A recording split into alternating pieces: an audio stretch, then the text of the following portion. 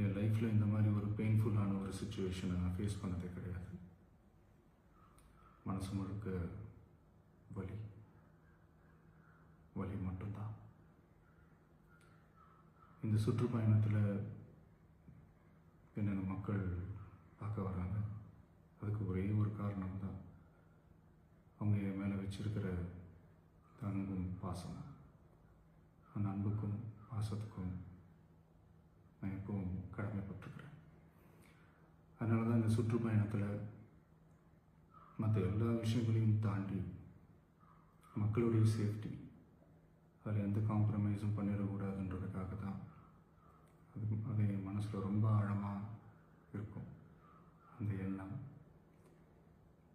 அதனால தான் இந்த அரசியல் காரணங்கள் எல்லாத்தையும் தவிர்த்துட்டு ஒதுக்கி வச்சுட்டு மக்களுடைய சேஃப்டி மட்டும் மைண்டில் வச்சுக்கிட்டு அதுக்கான இடங்களை சூஸ் பண்ணுறது, அதுக்கான இடங்களை பார்த்து பர்மிஷன் கேட்குறது, போலீஸ் டிபார்ட்மெண்ட்டில் அதை ரிக்வெஸ்ட் பண்ணி கேட்போம்.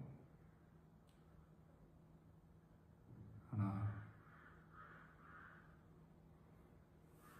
நடக்கக்கூடாதது நடந்துருச்சு. நானும் மனுஷன் தானே. அந்த நேரத்தில் அத்தனை பேர் பாதிக்கப்பட்டு இருக்கும்போது எப்படி அந்த ஊரை விட்டுட்டு என்னால் கிளம்பி வர முடியும்?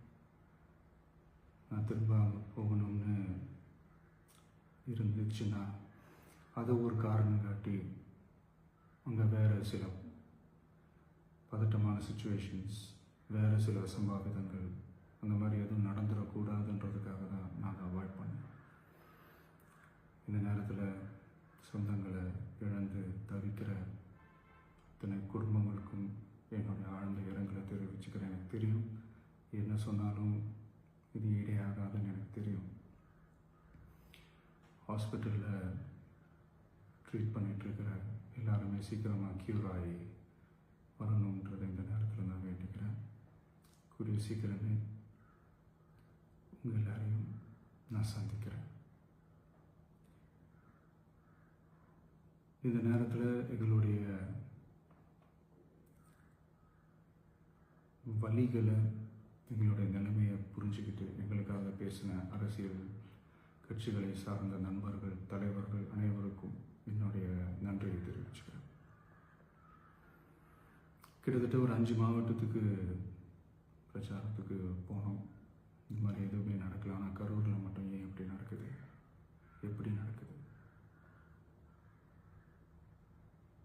மக்களுக்கு எல்லா உண்மையும் தெரியும். மக்கள் எல்லாத்தையும் பார்த்துக்கிட்டு இருக்கிறாங்க.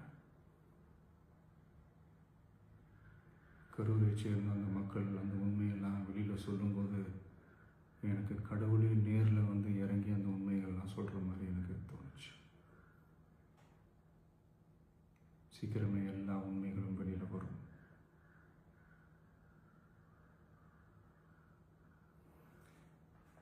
எங்களுக்கு தரப்பட்ட இடத்துல நாங்கள் போய் அந்த ஸ்பாட்டில் நின்று நாங்கள் பேசிட்டு வந்தோம். அதை தாண்டி எந்த தவறும் எங்கள் சைடில் நாங்கள் எதுவும் செய்யலை. பட் இருந்தாலும் எங்கள் கட்சியை சேர்ந்த நிர்வாகிகள், தோழர்கள் மேலே எஃப்ஐஆர், அது மட்டும் இல்லை சோஷியல் மீடியாவை சேர்ந்த நண்பர்கள், தோழர்கள் அவங்க மேலே எஃப்ஐஆர்லாம் போட்டு இப்போ பிடிச்சிட்டு இருக்கிறாங்க.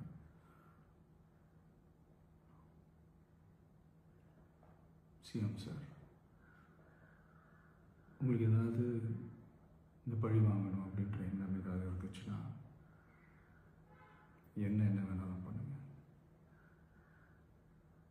அவங்க மேலே கை வைக்காதீங்க. நான் ஒன்று வீட்டில் இருப்பேன், இல்லை நான் ஆஃபீஸில் இருப்பேன்.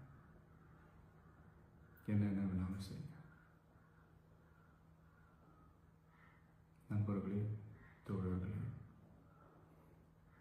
நம்மளோட அரசியல் பயணம் இன்னும் ஸ்ட்ராங்காக, இன்னும் தைரியத்தோட